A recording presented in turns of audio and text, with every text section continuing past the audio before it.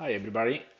We have one, two, and three, including this little box, three cabinets that we're gonna be installing today. And let me walk you through what we're gonna do.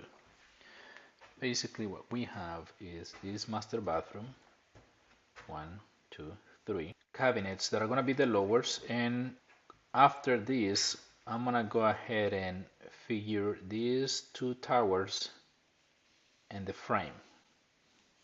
The intention is that it's gonna look like this at the end without the left wall. Okay, the left is gonna have a finish end, and there we have the iPad also, and we have this.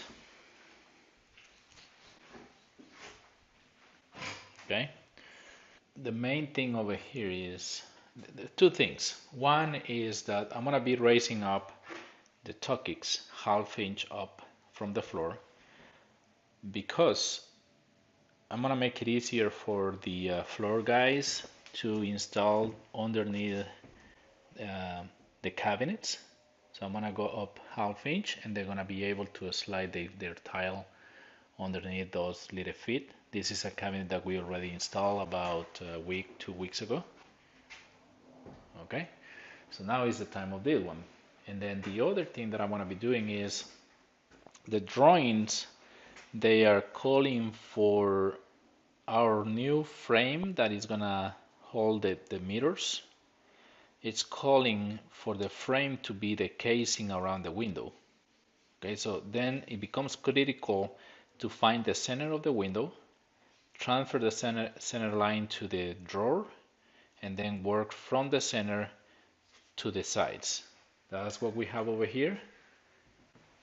See, there is my center line of the window. I'm gonna transfer that line down and then work from there to the sides.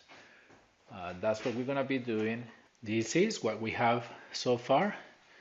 We already installed the lowers, and as the contractor asked me, we left half-inch underneath, so that way they can run the floor underneath our tuckix and it'll look much cleaner and it won't be a problem for the flooring people.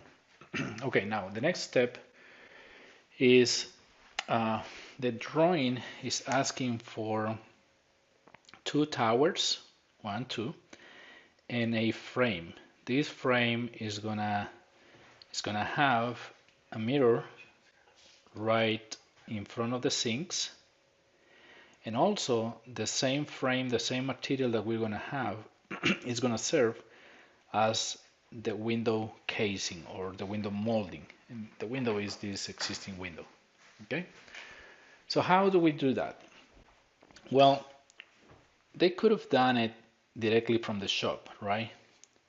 117 inches, but the problem with that is that if the dimension is not precise from the center to that wall, then when we come to install, it's going to be off, and I don't want that. So for us, the easiest thing to do is come over here, install the lowers just as we did, and now we're going to go ahead and draw the cabinet. That line and this line represents that tower that the drawing is asking. Okay, 17 inches, and I am lining off the finish end of the lower with the finish end of the upper or the tower. Then I go 17 inches in and I draw my lines all the way up. Then after that, I measure from the finish end on the right all the way to where the cabinet begins, and it turns out that I have 43 inches. I use that dimension to come over here, take this line up and measure from there to here 43 inches. That's where my tower is gonna start, and then 17 inches over, that's the width of the cabinet, and then whatever is voided over here is gonna have a filler. Okay, I transfer my lines all the way up. Now that I have that, I need something, a block or something like this one, to give me the 6 inches space for the backsplash, and also something that gives me the thickness of the countertop. Now the countertops are gonna be 1.5 inches. We already have subtop material over here. Okay, so we already have 3/4, and the countertops usually are 3/4, but I like to leave 1/8 of an inch extra for glue or shims. That gives me 7/8.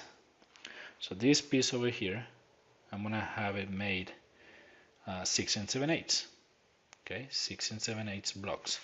That's what I have over here. See, this represents the countertop. This represents the backsplash. I'm gonna take these pieces and I'm gonna put them on the wall like this, right where the cabinet begins. Okay, I'm gonna use 4 of them.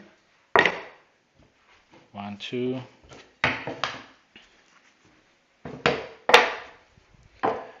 3, and 4, and we're gonna screw them to the wall.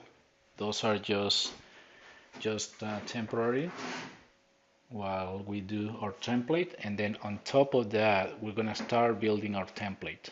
Okay, we're gonna follow everything including the window, so this way we can make sure they build the frame exactly to the size at the shop.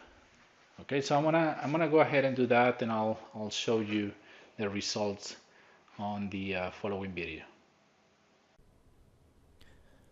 Because the top of the towers were aligned with the top of the window, we ended up doing 2 separate frames, and as you can see over here, the floor is already installed. I still have to install this door face for this door, and also as you can see from the existing window, I'm having a space between our frame and the window casing or molding that is existing. So we're gonna go ahead and do a sort of scribe molding, probably 1/4 inch by 1 inch width, and install it in the face of the existing molding, so it covers the gap over there, something like this. As you can see, it'll be completely flat and it'll cover that hole over there, and it'll make it look finished. And then we also install these frames only with liquid nails, and you can see those blocks over there. That's a good very nice tip to hold everything in place while the glue dries. All the towers are installed. Thank you for watching.